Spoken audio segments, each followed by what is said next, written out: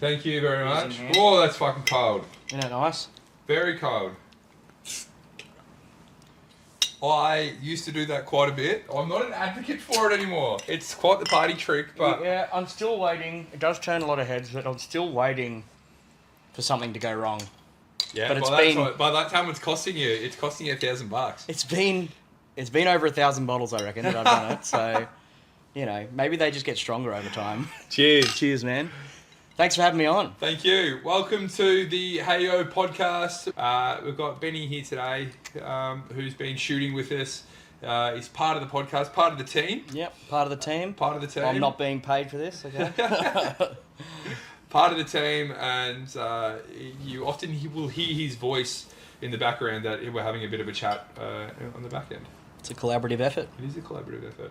A brilliant photographer, even better videographer. Thank you. You've got your areas of expertise, that's for sure. Yes, the old real estate. Yeah. Yes. What do you love doing most? I didn't think I'd like the photos that much, but it turns out I do. Just because... Contrast light, sunsets. Yeah, and just, because you take 3 different exposures. Like, the real estate photography game is like a bit of a smoke and mirrors. A lot of lawns are replaced to look perfect. Yeah, there you go. That is tricks of the trade. The sky is replaced through windows. Yes. I have seen that before, and what I've taken most notice of is TVs being on, or things like these little things, or things being edited out of photos. And sometimes you can tell that they're edited, and sometimes you can't. I think you just got to be reminded that everyone knows it's all smoke and mirrors and tricks.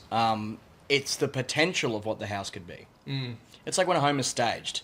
It looks beautiful. Yeah. And then, when you get the keys, it's fucking empty. Yeah. So it's like, oh, this doesn't look as good as the photos. Like, well, of course not. You're going to have to do the rest of the work yourself. You bought your own place? Yes. Was it staged when you bought...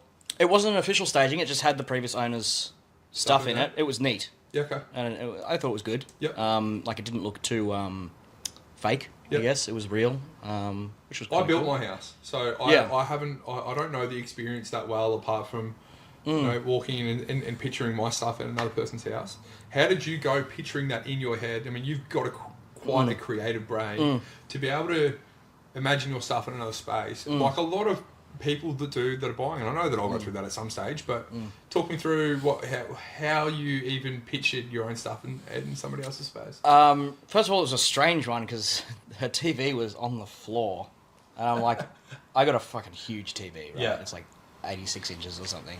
It's too big. No. It's a home cinema, right? I take pride in my video game time, so it's a no. It's a no for me. And it was on the floor, so that was kind of weird. I'm like, I'm going to have to get a TV, put that up there. So I was kind of just picking out. She actually left the shelves that were left and right of the TV for me, and they were actually pretty good shelves. They're like tiered ladder kind of shelves. Yeah. Put all my decor goods on there. Yes. But it was pretty easy. I've kind of almost got it exactly set up how she had it. She even had a record player in the same spot. So there you go. I was like, Did she have a psychedelic setup as well? No. So it was a little bland. But I mean, what do you think when you saw my place? I liked it. I think it was just an expression of yourself. Definitely. And I think that's what having your own space is. If you probably go around my house, there is little touches of me everywhere. Yeah. With my artistic view of how or what I like. Many of the times around the house, it's places that I've been, seen, or done. Yep. As you can sort of see, there's some music posters and whatnot that's we've showed in previous videos. I do love them. Yeah. So again, that's the scene being and done. Yeah. I definitely think every house needs sort of a personal touch. I don't really like those copy paste kind of vibe homes, I know live, some laugh, love. Young couples and stuff that have to live, laugh, love, and we're a family. We don't yell at each other, and then they're the kind of family that yells at each other all the time. But I always found that pretty funny.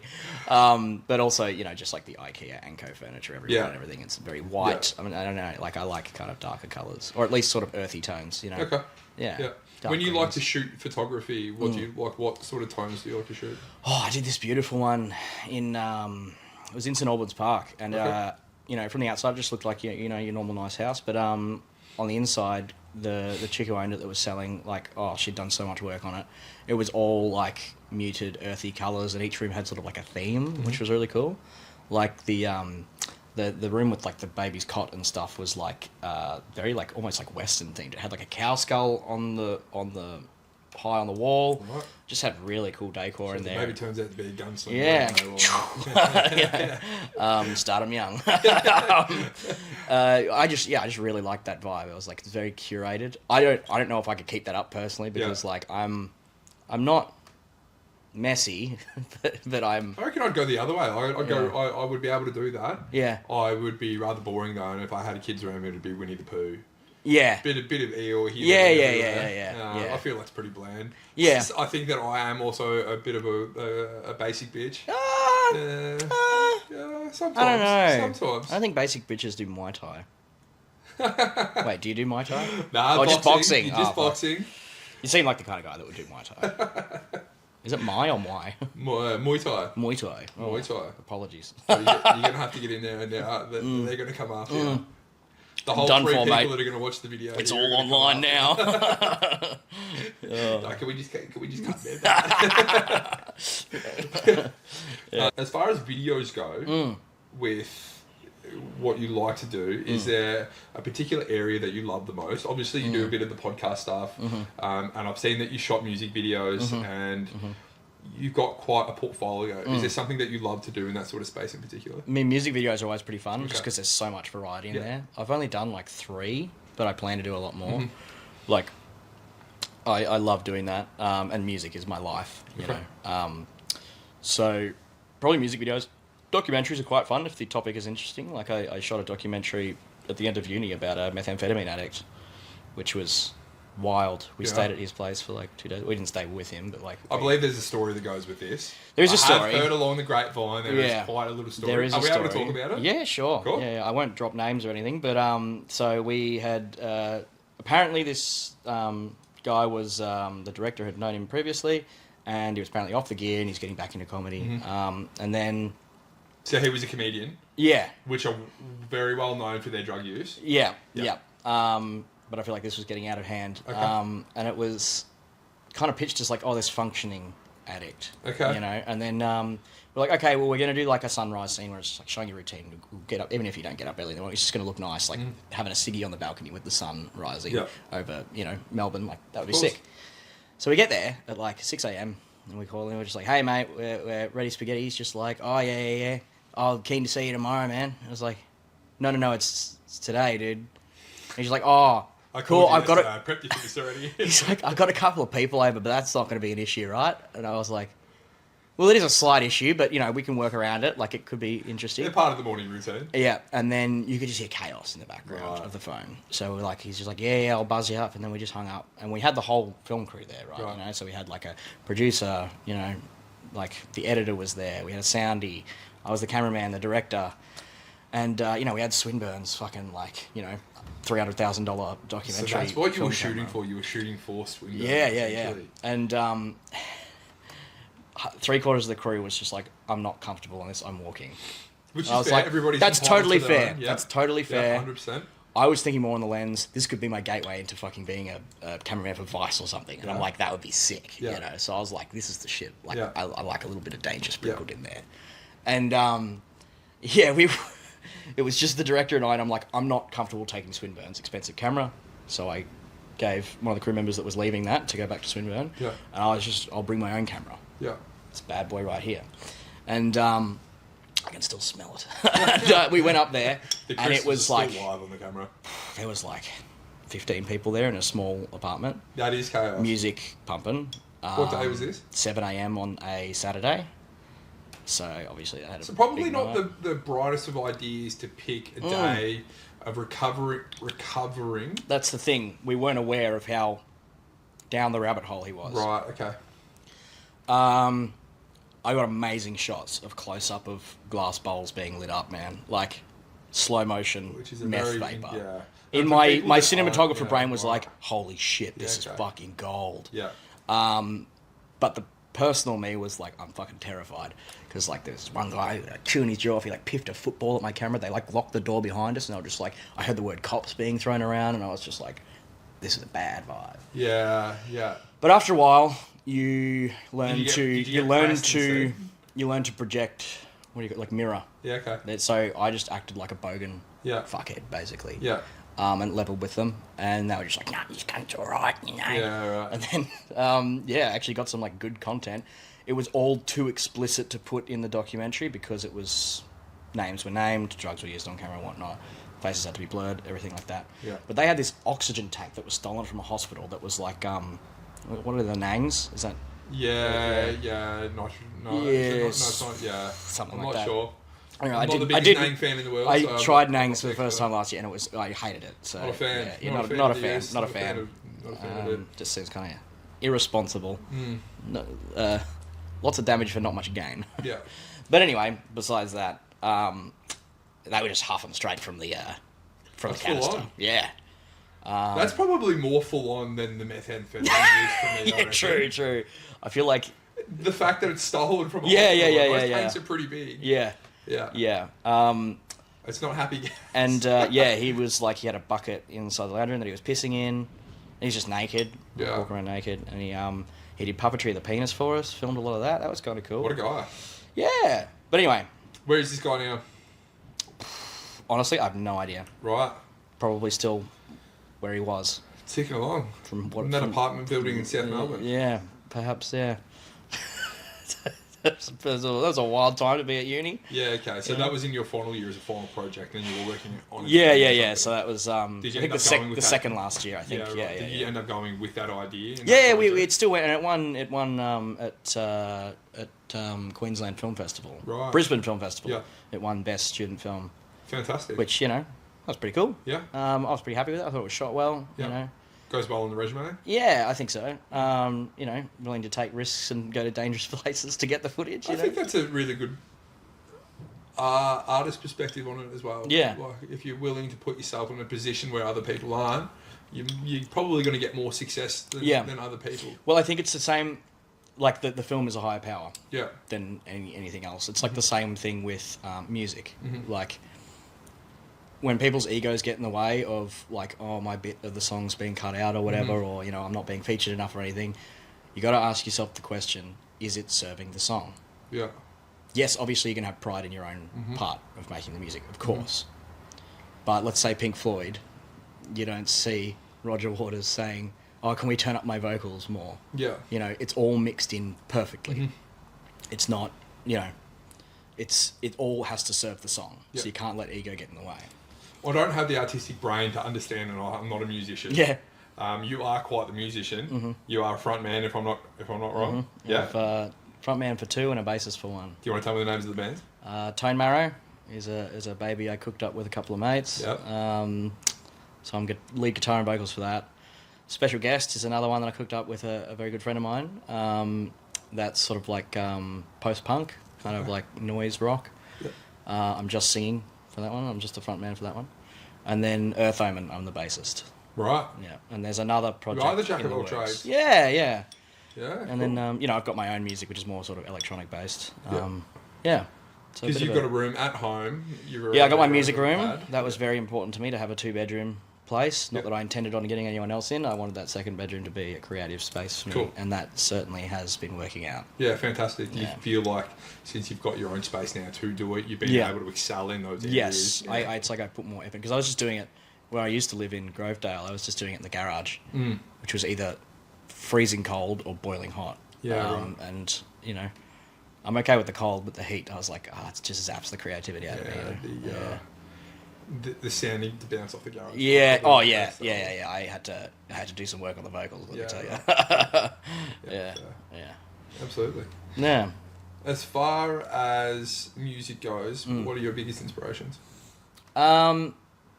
I mean, a lot of heavy metal stuff. Everyone always just looks at me and goes, "Oh, he's just a heavy metal guy." I listen to everything, but I actively started participating in listening to music only when it was like 2021, like during COVID. Yep. And it was metal that got me into actively listening. Like Ozzy Osbourne was a massive one. Have you bitten the head off any? No, but I did drink holy water on stage, like genuine holy water from the Vatican that was gifted to me by a good friend. And For that reason? I don't know, I think it was just a gift. I'm like, do you mind if I just like, I don't know, is that disrespectful to the gift? And she's like, no, fucking go for it. That's even better. Yeah. So I sculled on stage and spat it on the audience. It was pretty funny. The blessing had been Yeah. I blessed them, you know. That was pretty cool. I want to get more into stage antics and stunts because I feel like it's like what you were talking about in the last episode about the purple cow. You got to do shit to make people turn heads. 100%. Yeah. Definitely. And if you're not standing out, if you're not putting yourself in a position to be able to stand out, you're just going to fit right into the mosh pit, mate, and you're going to get pushed around and spat back out at the back at some point. And it doesn't have to be, you don't have to go crazy over and above. Like, I think, I was talking to one of the band members last night, and they were saying that, you know, even if the whole band is standing totally still while they play the instruments, that's still something unique. Yeah. It doesn't have to be bombastic. It's got to be different. Yeah. Totally still would be a vibe. It would, yeah. Have you done it before? No. I mean, I don't rock out as much on Tone Marrow because I'm not the greatest guitarist in the world, so I still have to look at what I'm doing. Okay. And singing and playing at the same time is obviously very difficult. Well, for some people it comes easy, but I struggle with it. Experiences, isn't it? I sing with the riff as opposed to over the riff. Right, okay. Yeah. You get the tone set for you, and then that's what you Yeah, because it's like, oh, I know, you know, this word is here, this word is here, that word is there, you know, whereas I can't play it and then just kind of sing over the top. Yet. I feel like I sing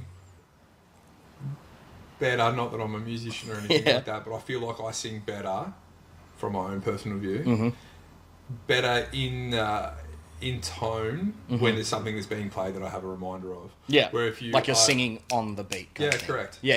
Hearing what it should sound. Well, it's because you're matching whatever key it is, you know, you're trying to do it, you're performing a melody. Whereas if you have multiple different chords and you're trying to sing over the top of that, it's quite hard. It's quite different. Yeah. Yeah. Yeah, very interesting. I think it's a practice thing, yeah. So you never played an instrument? A clarinet, I reckon. Oh, that clarinet. We got a Squidward over here. Yeah, I reckon that Year 7 music was clarinet for me. Yeah. I only ever fluffed around on a guitar and nothing much to ever really be able to participate, or I just don't think that my artistic styling has ever led to too much of being able to do any more than that within a band.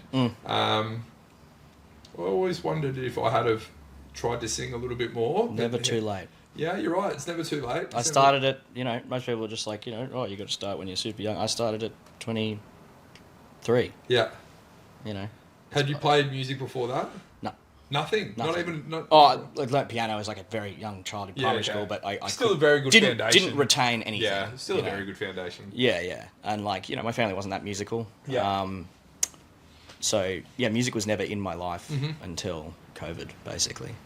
Yeah, you had to fill the boredom with something. Yeah, and it was also I started smoking a lot of weed. Yeah. So what, you know, what did the feeling of the boredom really do for you as a person? It made me want to grow and learn something to, I guess, impress myself. Okay. And make something of it. I had an idea. Dealing with something at the time that it helped motivate you to try and get through something? Yeah, I think there was a bit of aimlessness in my life. Okay. Like I wasn't really, you know, I didn't have anything sort of big planned for myself. It was just like, oh, I'm just gonna. You know, there's the filmmaking thing, but, you know, that's such a hard thing to get into. Yeah.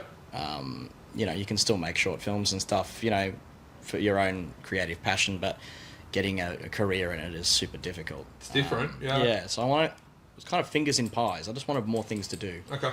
And now it's taken over my life, and I actually was going to ask you about this, like, you know, you're a busy man as well, how the fuck do you find time for all these things?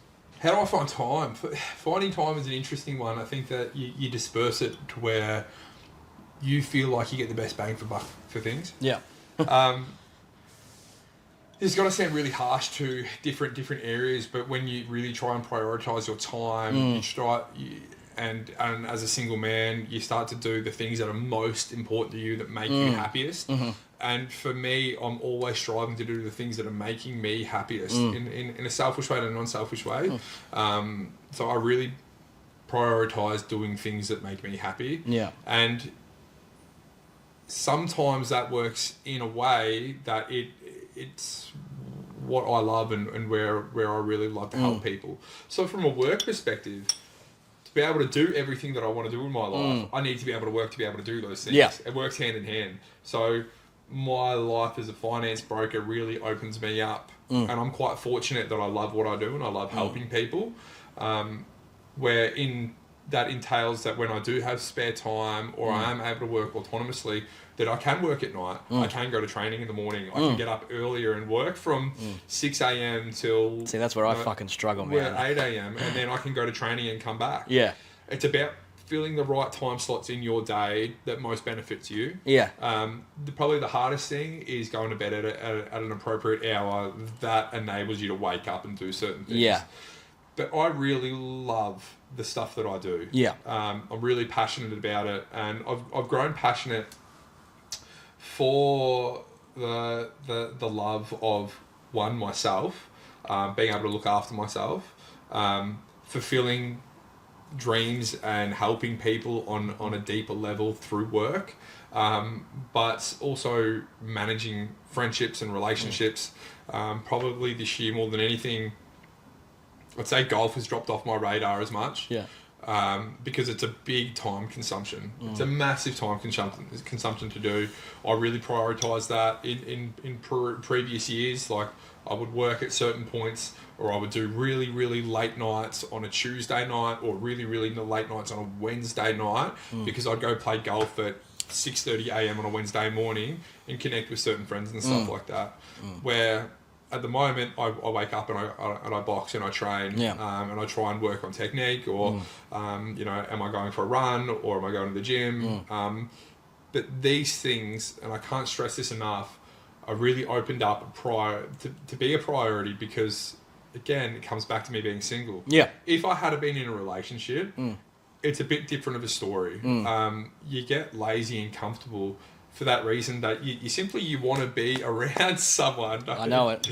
I think you consume your time, but like, you want to be around someone all the time. Yeah. And you don't prioritise the things that are best for you because you want to spend your time with somebody else, and that's okay.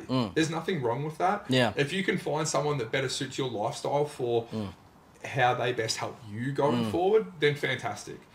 But it's also not the priority is help someone support you be super selfish in your life. Yeah. At some point in time that you're going to have kids and you're going to have that group project that you're working on together, and that is the beautiful thing on life, and something that shouldn't be taken for granted. But a red flag for me in somebody is when they're single, they're not taking care of themselves to a degree. Whether that is artistically, or whether that is physically. I think that you need to be stimulating yourself at a higher capacity. Definitely. But the physical space of it, you're better serving yourself, your mental condition, how you operate as drive, the person that you're going to be with, and you are what you attract. So the person that you're going to be with, I think the attraction there, and it's not for everybody, and I'm painting this in a broad brush, but the attraction for someone there that you can do something together and you can stay active together. You can, a lot of people get a dog so they can have a family walk as a dog and stuff like that. I'm not saying that you have to go to the gym. No, but as long as you have things that it's just about the company in the end. Like, if you can do anything with them and you have banter, you enjoy spending time together, no matter what you're doing, I think that's what I do think you should be doing things together, because then you can see each other evolve and progress. You know, like my partner Claire and I, shout out sick tattoo artist. We do like clay. We made stuff with like clay. Again, that artistic point of view. And we just we're having a ball. I think what I don't appreciate as far as being in a relationship, and if anybody's listened to previous episodes here, that it's sitting at home and not doing much. Yeah, that drives me nuts. Some people love it, and everybody's entitled. I love it to a certain degree. I can't do it for too long. Everybody's entitled to their own, what they like and what they don't like. I'm not right, and if you've ever heard me talk, I'm barely right. And it's about. But you're you, and that's all that matters. Yeah, correct. And I've been able to accept that I put my hand up, and when I make mistakes, I make mistakes. And it's about getting better from those mistakes at the same time. But yeah, you don't have to be right all the time, but you got to do what you love. And communication. Yeah. If we're talking about relationships, communication is the key, is the fundamental. Thing, and that's probably I'm still working on it myself. I suffered from it for a long time. I was not good at it for a long time, and now I've only just sort of started realizing that because this is like my first serious partner that I've had. Yeah, it's that fun. I'm serious about, and it's great fun. Yeah, like learning about how each other works, and then if there is a problem, we work together to resolve it. Yeah, and it's not always going to be resolved straight away. Teamwork. But all you can fucking do is try. Yeah, try your best. 100%. And show that you're trying. Care factor. Yeah. Yeah. You can tell when someone doesn't care. Yeah, massively. Yeah. I've been guilty of that in past relationships, you know, like... It's hard. But, you know, you get older, you learn. You know, I'm only 26. I'm still fucking learning. You learn what you like, you learn what you don't like. Yeah. Yeah, it's a fascinating little space. You are what you attract, and I just think that you have to be looking after your mind, your body, and your spirit. Absolutely. A little bit. And if it's 2 out of 3 of those, then that's fine. Yeah. But being monotone, and if you're needing someone to drag you up, you got to work on yourself first Correct. for someone else to love you. Yeah. What you said about the communication piece is so big, because it may seem like I'm pretty good at communicating, but I really suffered for quite some time with talking about underlying problems that I wasn't comfortable with, and not knowing how to talk to somebody about problems that I had. Simply because of fear of letting somebody down. Now, again, I have let myself down or other people down in other ways as well, as part of a relationship. When you're in a long relationship, these things happen. But if you're able to talk about things, I think you're going to get through most things as well. Absolutely. But everybody's a work in progress, and absolutely nobody's perfect. And anybody that's going to shit on you for not being perfect it's probably a look in the mirror before they start looking elsewhere. Yeah. I think, and a valuable piece of advice I learnt from my partner was actually setting aside a time and being like a check-in. Yeah. How are we feeling about the relationship? Like, is there anything that I'm doing that makes you uncomfortable? Vice versa. And we just talk it through together, almost zooming out and seeing it as a whole. I think that's healthy. Yeah, 100%. 100%. I think that's just so important with that communication piece. Because if you're not communicating, that you're gonna struggle. So yeah, props to you, man. You're getting to that part of the relationship where thanks, man. You're finding a little bit more about you, and good luck to you and Claire through that process. Thank you. It's not easy. It's not easy at all. And no, I don't think it's supposed to be. I'm not a relationship guru. I'm not anything to do with that. I am far from perfect. But I think that falling in love is one of the most fantastic things that you can do, and it's a fun experience, and you shouldn't treat it like it's it's a labor of and it's not something you should feel forced to do. Yeah, it should just come naturally. For me, it's like just hanging out with a best friend all the time who you love, and that's like to me that is perfect. When did you first say that I love you, and who said it first? You or Claire? I may have said it really early on when I was drunk. Oh, Betty! When I was on the drink. How early? May have been like 3 months or something. Oh, that's not too bad. It's coming up to 9 months now, so. Yeah, no, I think that's okay. I don't think that's too early. It's probably like 6 months. You were just the first one to say it. Yeah. It was a slip of the tongue because it was very early, but... I think that's how it happened. I knew it felt different. Yeah. Yeah. I'm going to have to let her listen to this and make sure it's okay. I think that's probably an appropriate amount of time for you to really find out. And if you're spending a lot of time with somebody, you pick up on it pretty quick. Yeah. I mean, you know almost straight away whether you like somebody. Yeah. But that intoxication of somebody at a different level is very different. Can I just stress again that I'm not a relationship guru or that I'm not here for advice or any of that. I'm just sort of speaking This is just opinions. This is just opinions, and they are experiences. And as a great man, Stewie Harrison, has once said, these are just stories that I've heard. Yeah. Some other hobbies that you've had? Motorbike. Yes. Never. Like, I had one growing up. I grew up on a farm near Anarchy. Yeah. And, I had like a trail bike. Right. That was it was an automatic bike, so it didn't have a clutch. You could you could just go up and down whenever.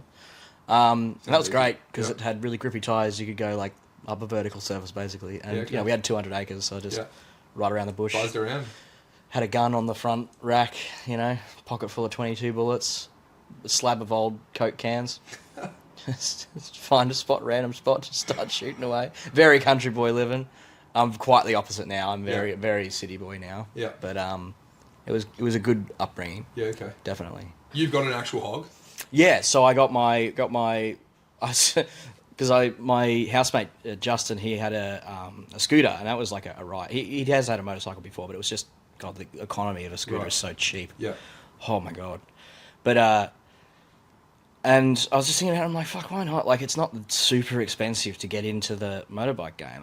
It's a big misconception. Everyone's just like, oh, you know, you got to drop like 10 grand or something. And it's just like, no, I found, you know, I'm not into sports bike. I've always been into a bit of a more sort of, I guess, the muscle car equivalent to the, you know, a hog, you know, a Harley kind of looking thing.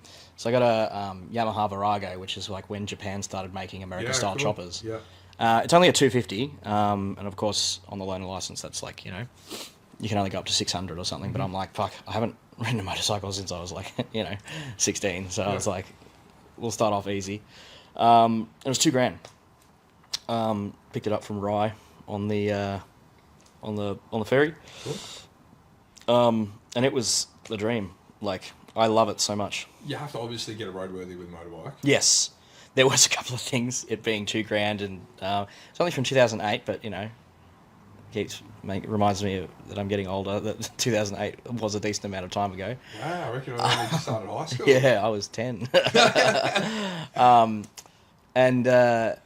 Yeah, so, you know, it was like replacing the hand guards because the glue had come off a little bit, you know, the clutch and the brake was a bit dodge. Sticky. Yeah. You know, the tyres replaced and stuff like that. Yeah. All together with, obviously, you got to get a fucking jacket, you got to get a helmet. Although I've been pretty slack on that lately because the weather's been good. Yeah. I'm just like jeans, t-shirt, open face helmet. Very irresponsible, but fuck, it feels good. Yeah. Just the breeze. Yeah. Not only that, you look fucking sick too. So, you know, I've got a bit of, you know, vanity in there as well. Yeah. But especially the blonde red locks. Oh, mate. Deep down inside of me, I want to ride without my helmet. Yeah. You know, that's the hair flicking back. Yeah. You know, getting that sort of 70s chopper look. You know, but you know, I adore it. It's just great to just get out there. It's very meditative because it's meditative. Close enough. Yeah, because you're just thinking about what's in front of you. Yeah. You're only thinking on the one thing. You can only focus on the one thing. Which is very important. I spoke to Jake about this. With him being a DJ, I think we find things that are our own form of meditation. Because I've spoken recently around boxing being my form of meditation the moment you step into the gym. You're in harm's way if you're thinking about anything else. Yeah. And especially when I do sparring, you have no choice but to think about what's in front of you. It's the danger, I think. The danger. Yeah. It's the hyper focus of what's in front of you to be able to work through situations. And they come at you quick. And you've got to be thinking about the maneuvers that you're going to be able to make, much like what you do on the road. Very similar analogy. This is interesting. You've got to be able to make quick decisions if you're in harm's way. And you've got to be paying attention. So, because if you don't, you get knocked out. If I don't, you're off the road. Yeah. Depending on the speed, you could very easily die. You know? Yeah. What's the closest that you come? On my check ride, I stacked it. Oh, wow. Which is like where you've got a group of people following you and stuff, and I was leading the pack. Wow, okay. And it was literally just around the corner here on Barrable Road. You know, you turn up into one of those roads. Did you slide far? And I was going around the corner, and there was like 10 kilometers an hour. Basically, yeah, less. And it was like a dip in the road that was like poorly filled in. It was like a pothole, and I had new tires, and it just slipped the back tire. Landed on my leg, broke my toe. Oh. And then I got it up. Worse. I got the bike up, put it off the road, and she's like, "Wriggle your toes," and I was just feeling this crack, and it was totally numb at the time because it just happened. And I was like, you know, a little bit shook up, but I was like, "No, I'm fine. Let's continue." Yeah. And my bike was struggling to start because it had bent the chain guard into the chain, so it was going like. But you're nervous as anything. I was like, I've fucking failed. Like, and this is like super annoying because I've like got to wait like a bunch of months to book it in again, and it'll probably just look bad. But anyway, the instructor said, "You handled it like a fucking champ. I'm not going to penalise you. You didn't put anyone else in danger. You took the bike off the road straight away. You got it up yourself. You showed everything that you should." So I'm like the opposite. You're like, you are passing purely because she's seen other people crash and they just freeze up and they're in shock. And but I tell you what, using the fucking clutch and clicking gears with a broken toe on the way home was a fucking nightmare. That's a credit to you. Yeah, swell up like a golf ball. Yeah, that's a credit to you. But I was straight back on it as soon as my toe healed. I was just missing it so much. Yeah. Even had a couple of cheeky rides with the fucking bandaged up toe. You know, it's still good. So I know that you're now a taken man. Yep. You've been with Claire for a little bit. Mm-hmm. You would have been single for a little bit though. Yeah, I was bouncing between girlfriends, sort of things. Not at the same time, just like the same time. smaller. Okay. Like my longest relationship was like 7 months. Yeah. Because I guess I was always scared of the honeymoon period ending. Yeah. Okay. And I would be like, oh, this is like, you know, whether it's like getting boring or we have an argument or something, and I'm like, oh, it mustn't be right. Yeah. But that was just being young and immature and realizing that Self-defense life can't mechanism. be constantly perfect. Yep. Yes, it was a self-defense thing. And now I've learned that, you know, relationship is, you know, a give and take, and you've got to work together on things, Yep. and that has just changed my whole perspective. And like I'll never find another one like her. Like we fit together so perfectly with our interests and everything. Like It's fantastic, man. yeah. So yeah, it's Bad first dates though. Oh, like Not people wise, but activities that you've done. Yeah, were you yeah, an yeah. activity man, or were you? I like going out for a drink because I think it's a good social lubricant just to start off. Yeah. I don't think it's healthy every date because then you only see someone who's on the piss. Yeah. Which I you know, always find it interesting. I for drink a people- fair bit. Yeah. But you know, I still think it's important to be comfortable with each other when you're sober, obviously, because that's should be most of the time. Yeah, correct. But I think it's a great social lubricant to start. But bad dates, I think, like a restaurant or a cafe. Oh no, like eating in front of someone, because a lot of people get the ick with how certain people eat food. No, that's a good one. I'm not crazy on it, but I've been criticised for it. Yeah. Because I ate something extremely hot almost by accident. We had spicy margaritas, and we were just like, let's eat the chili, and it was an actual bird's eye chili. I just thought it was just like a jalapeno or something, but we were both like crying. It kind of just fucked the night, you know. Like the staff, like everyone was laughing at us. So far. The staff gave us like, That's like the worst my thing fault. that could happen My on the first fucking date. fault. That You would- eat the bird's eye. I had to actually process that. I'm like, how traumatic would that experience be at the point in time? Like, you're probably in shock at yourself that it's happened. and we met at the restaurant. Wow. It was the first time, you know, it was just Tinder. Yeah. And we just met face to Yeah. face for the first time, and then literally not 20 minutes later, the staff is bringing out condensed milk and is laughing at us Far because out, we're man. That's crying. full on. Wasn't too bad. Yeah. You know, granted, but Did you see her again? no. Surprise, surprise. I don't think it would have This worked. man burnt my soul. I had one in my head before when I was hearing that question in the other episodes. Maybe I'll have to come back to it, but yeah, there was an activity that I'm just like, oh yeah, I've seen some people go on like active dates where they go and like do Yeah. exercise together, What kind of exercise are you not a fan of? like bike riding. Okay. I've seen people go on dates for that, and I'm like, First one's probably not a good how idea. the fuck can you talk to each other? Yeah, it's You know? probably not a good idea. Hiking's a good one. That's a good middle Fantastic ground. one because there's only two people isolated in conversation. Yeah. And you're mostly... Concerning for the woman though, if it's a first date.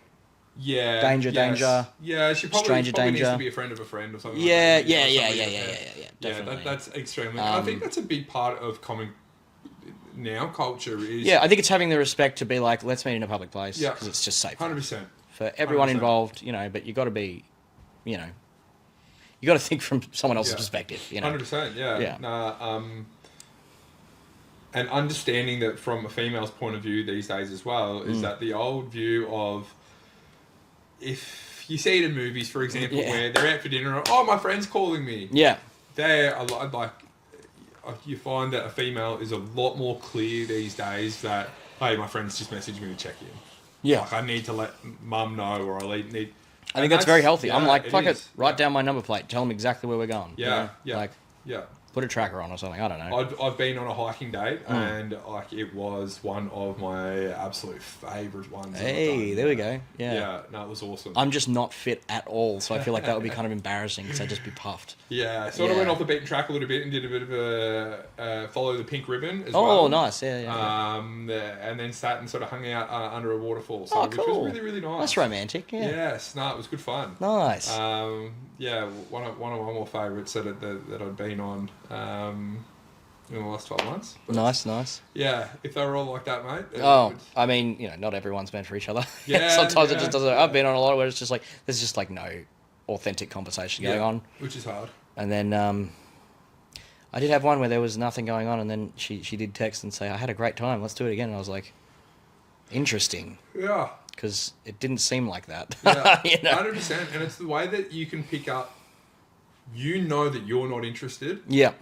And then when someone says that to you, it's like, was I on the right fucking day? Yeah. Yeah, it can be like that. I guess some people can just be like not... I guess they don't date that much. Yeah. So that Which also throws a complexity to the situation when you have that feeling and then somebody else... You say to somebody else, yeah, I had a great time, yeah, would love to see you again. How do you know it's going to be reciprocated on the other end? Well, exactly. It's almost putting yourself out there a little bit. It's happened to me as well. Yeah. It's just like, I thought the vibes were on, and then I'm told, had a great time, but it's just not for me. And I'm like, totally cool. Yeah. I am so glad you said that, because it would be weird if, you pretended and then... Well, ghosting's not cool either. That's not... No. I think that people are entitled to understand what's happened. Yeah. But I also understand, life's busy from a woman's perspective, sometimes the violence can occur when they get rejected. Certain incel-y kind of dudes. Yeah. Which is why I think sometimes people ghost. Yeah, okay. Because they're scared. They're scared of their repercussions. Yeah. I'm learning here. Yeah, because I've heard the stories. Yeah. Yeah. And it's well, that's ignorant me, more maybe playing into that a little bit. It's just a fucked world, and it's definitely, there's always a few that ruin it for everybody. Yeah. It's just the way it is with everything. Yeah. Whether you're picking up the pieces for somebody else's distrust in somebody, that happens from time to time. Yeah. I think the way that a lot of relationships end can often be, especially really long ones, can fizzle out. It can change the way you perceive people. Yeah, it is. But sometimes that you're dating somebody that that's just life. Yeah. As you've gotten older and you've had past experiences, and I think that you are the past experiences that you make up, and how you've rebounded from them as well. Yes. And I think acknowledging that you are a changed person from a past relationship is the first start into growing. Yeah, I think so. I don't think you should push anything down. No, I think 100%. Yeah. Regardless of what you do, you must put in the work to be a better person if you've done something wrong. Regardless of the situation, whether it's relationships or even professionally, in your job, if you haven't done something right, it's how you rectify the situation that fixes it and makes people comfortable with you going forward. Yes, I think that's a really big thing. Like we said in the other episodes, everyone has to be a content creator these days. So you've got to have stuff out there, and I think podcasts just gives you so much to work with. Yeah, just genuine conversations. That's too. Nice. It's nice. Yeah. Speaking of podcast topics or podcasting in general, something that I really wanted to touch on with you, that I know that you've had a hard time from time to time, and I've got family experience within this area as well, and past relationships that I've been in, the mental health sort of side of things. You've said that you've had a little bit of a trouble. I've had partners in the past that are really anxious. Yep. And my understanding and my growth in this area was often really hard. Because I'm not an anxious person. I am typically a very, very positive person, and my outlook on life is extremely fortunate.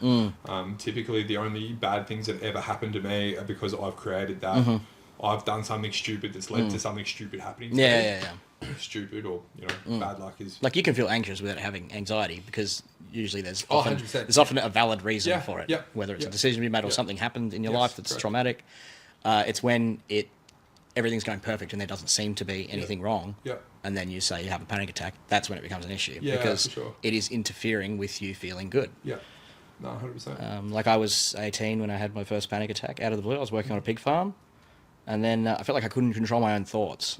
I was like, am I going crazy? Da-da-da-da. And it spiraled, and then I had my first panic attack, and I was like... At work? Yeah. I was... it was a free-range pig farm, so I was on the quad bike checking huts to make sure that, there'd been any new births, or there was, they had the food and everything that they needed. Yeah. And I ended up just squatting in an empty hut and crying because I didn't know what to do. Yeah. Because I didn't control my own brain. I'm like, do I have, you hear scary, like, schizophrenia or whatever. And I'm like, am I schizophrenic? I can't control my own thoughts, you know. And I was just, which I could because I was making the decision to do that. But you're so blinded by fear that you don't recognize that at the time. And you think it's going to last forever. Every panic attack is the same in that regard. I don't get the physical symptoms of hyperventilating or anything, or, I get sort of, it feels like my brain's got a bunch of ice over the top of it. I feel this sensation of my brain's cold. It's like electricity going through it. And there's just a feeling of impending doom, like this is it. Okay. This is my life over. Everything I've ever worked towards, gone. Right. Such an interesting feeling. It's terrifying. Terrifying. Wouldn't wish it on my worst enemy. Yeah, It's horrible. I haven't had that many mental health sort of issues. But now that you speak about panic attacks, I had a panic attack when I was 21. I recreationally smoked marijuana. Yep. And it probably got a little bit too full on Yep. at one stage. Just with friends generally, I never smoked by myself or anything like that. But where that sort of led to was I had a big boy job, and the pressure was quite immense. I had a manager that was really, really hard work. Yeah. Really, really hard work. And Pushy? very pushy, but I probably thrived under that pressure as well, which is a really confusing sort of take. But I think that the lifestyle that I lived and the transition of how I was maturing into somebody that worked in the finance area, and I was just only a personal banker at the time, so just finding my feet at the bank. I found it really, really tough with maturing at the rate that I probably was.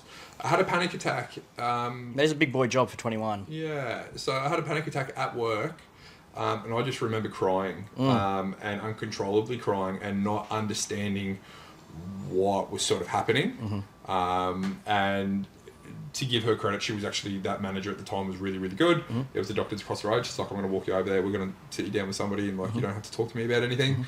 But that's a really good. I remember that's a really good just response. taking me into an office and just sort of saying like, are you okay? Why are you crying? And I'm like, I'm just bawling, and I'm just like, I've got no idea why I'm crying. Like, I don't have any control over That's what why I'm doing. it's scary. Like, Yeah. I think that what you said really resonated me from that point, and sort of then doing some digger deeping and finding out why, perhaps. The fear of the lack of control is... it was really tough. The family, my mum was a really, really strong individual. She's a beautiful, beautiful woman. I love my mum dearly. She had brain tumours when I was around the age of 17 or 18, and they didn't have to be taken out, but they had to be taken out at some time in their life. And obviously, if you're going to take them out as a 70 to 80-year-old, it's obviously a lot more detrimental than what it is at a younger age. So my mother and father decided that they were going to do it a lot earlier. And obviously, as an 18-year-old sort of finding my feet, I was only still at home, finishing high school, that sort of stuff. And it completely changed her life. Whenever you touch the brain or whenever you play around with something on the brain, it sort of made her incredibly anxious. She got really bad depression and anxiety from it. And the anxiety from leaving the house ended up being agoraphobia. And I'm not sure. Sorry, Mum, if you don't ever want people to know this sort of thing. But I think it's an important part of people's journey to understand that it is common, and it is out there. And Mum's done a lot of work herself to be able to pull through. But especially being confused and being at an older age when that sort of stuff happens, so you feel like you've lived your whole life a certain way, and then for it to be changing and whatnot. And I feel like my mum only really started to come into her element again because she was unable to work. Only really started to come into her element again once my brothers started having kids. And she, from an outsider's point of view, probably I feel like that she started to get a sense of purpose again. Which is really good for her. I think it can exacerbate anxiety if you feel hopeless and you feel like you have no direction. Because I feel like that is also just a valid anxiety in life in general, whether you have anxiety or not. In that, I think as humans we need to direction, purpose. We need a reason, whether that's the art you create or the people you help or your family. I think it's so important that we have something that we hold much higher than ourselves. Maybe a part of my own mental management sort of space has been I have a whiteboard where I like to read self-help books and sort of take direction from them a little bit to sort of how should I structure things going forward, goals planning, and just writing things down. And I think that really helps me with my direction of what I'd like to do. And not just professionally, of course, there's a professional aspect to it, but on top of that, there is, without doubt, there's, your social goals, your family goals, what you'd like to do as far as personally. I think it's up there at the moment. They're like, am I still going to be living where I am at the end of 2025?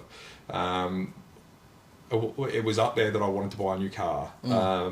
Because the old car symbolised something for me that I no longer liked. I wanted to run a marathon, and at some stage I will do that. I may or may not have signed up for one, so we'll see how it goes. I think there's a few half marathons that I need to do in between.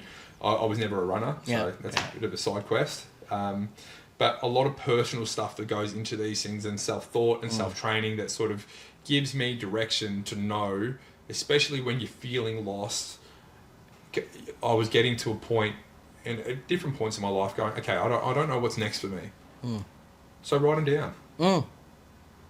What do you think's next for you? And just because it's on the whiteboard, doesn't mean it's on a permanent marker. It's not like you're getting tattooed on you. Like, you have to live your life to this. You can always have different variations of what you do. But it's also getting it out of your mind, so you're not spiraling over it. Yeah, correct. Yeah. I think in what I do as well, there is always an anxious factor with how things are going with certain files, or it's an anxious period for someone buying a house. Am I going to get the finance? Am I going to be able to live somewhere? You know, all these things. So at times I do bear that that weight on that situation. So there has been points in my career where I've been kept up in the last decade because I've been worried about, are we going to be able to get this through? Have I made a mistake? Have I done this wrong? Or you run into a hurdle. How do I overcome this hurdle? A big thing for me is to pick up my phone that is next to the bed. And the 2 phone factor is I'll text my other phone. I'll text my work phone and be like, this is the idea to be able to solve this problem. If it is an excruciating problem that I know that I can't get to sleep over, and I know there's research that can be done, I will get up. And it has happened a couple of times at 1 or 2 a.m. I'll get up and I'll do work for half an hour, 45 minutes, hunt for an idea or a decision that is that resting job that leads on to tomorrow. Where is that text message? So I feel like it's fine. Okay, it's out of my head. It's tomorrow's problem. As much as I can leave things to tomorrow's problem in the right, you know, not sit around procrastinating and go, fuck it, I'll do it tomorrow. As much as I can solve the problem after work hours for tomorrow's first thing problem, I think that helps alleviate a lot of my stress. Definitely. Going forward. Just having, like, that's a healthy, not that I sort of abide by it, but a healthy nightly routine is getting the next day set up. 100%. You know? 100%. Whether you run in the morning, runners by the door, you know, whether it's, you know, well, my work, you know, I set up, you know, fresh pair of jeans, fresh shirt. You know, so it's like I don't need to think about what I'm wearing. That's a fantastic thing to do. And it's just like, as soon as I get up, I'm just like, know what I'm wearing. Bang, slap it on. We only have so many decisions in our day that we are capable of making. And if you have a lot of decisions to make, by the time that you get halfway through the day, you're even choosing what you're going to wear or what you're going to eat each morning is decisions that you're burning brain fuel, and you don't need to. They are mundane tasks which can be done the night before. That's why companies have uniforms. Yes, it all looks pretty and it's all matching, but people don't have to think about what they're wearing. So when they get to work, they can start making better decisions because their brain hasn't started making decisions already. That's why the President of the United States wears the same fucking thing day in, day out. A million of the same suits. The same suits. Yes, they probably they probably have a stylist that says, wear this anyway.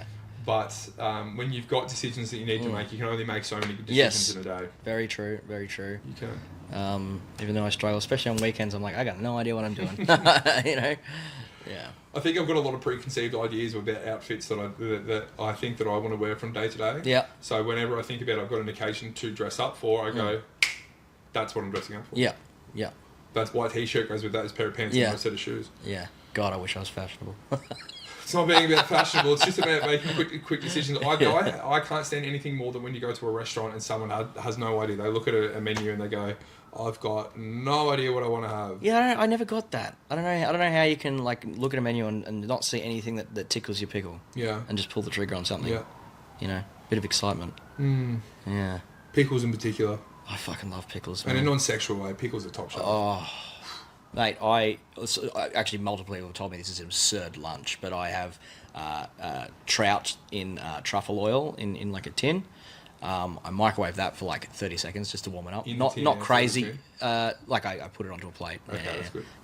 That'd fuck my microwave. But just because I don't like cold meats that are like too cold. You Yeah. know? But anyway, and then toast, butter, trout. Then I put those like sandwich stacker thick pickles. One of those on each piece of toast as well. And then salt, pepper, and a dash of Kewpie mayo. Delicious. I've been told that's disgusting and nuts. It could be. Pickles and fish sounds gross. The saltiness would be good though. That's what I'm thinking about, the salty factor. I just think they counteract taste to create just a very nice... I hate anchovies the other day, and I've hated anchovies Never for had a them very long before. time. Salty as fuck. Yeah. But like too much. Anchovies, they're incredibly salty. Yeah. Had them in an anchovy salad. Ah. And the dressing mixed with it. There we go. The chicken was very plain that it was with. Yeah. And the plainness of the chicken it was made up for by the salt. The salt offset. There we go. So Benny. Yeah. Have you got any questions for me before we go? Where do you see this podcast going? Pod, I reckon we're going to be able to make something half decent, mate. Yeah. I think it's a learning experience. It's consistency as well. It's consistency and it's a learning experience.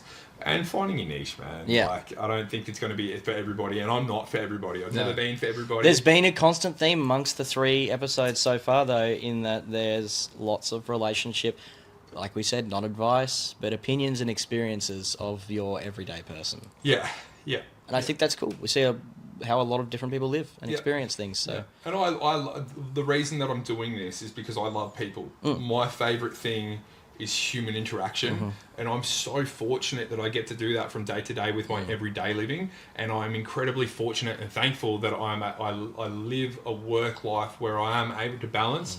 And yes, I may have to do a bit of work to catch up on tonight, but that is part and parcel of my industry, of how I'm able to work. Like, people don't mind if they get a message or a phone call after hours, and it's about filling my cup the best way that I possibly can, and finding my niche. And if I have to go back to school and do a psychology degree on love, just so people will take me half seriously, then that'll be it. But I think there is so many different views on so many different things that people have, and the things that they love, and I just want to explore that. I can by no means Joe Rogan, but I'm incredibly jealous of that man and what he gets to be able to do and who he gets to speak to. So I appreciate that you are here for me and working with me, and I know that we'll be doing this at some stage again. Yeah, and we'll turn it up. Production value will slowly go up over time. But you got to start somewhere. Thanks, man. Thanks, guys, for watching the podcast.